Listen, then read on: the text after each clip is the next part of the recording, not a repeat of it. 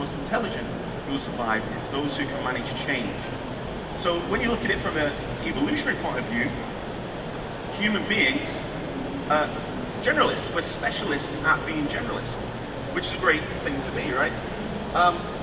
So you might be thinking, all this is great, but how is this relevant to me, right? We're all creatives in the room. Like, from a creative point of view, how is this relevant? So if you look at all the different areas, this is just a snapshot of some of the areas that we work in at the New York Times.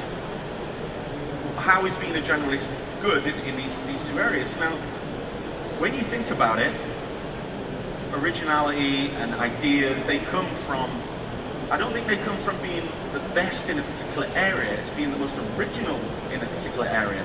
And usually that originality isn't like, you can write the best article or the best video, it's cross-pollinating those two skills to create something new.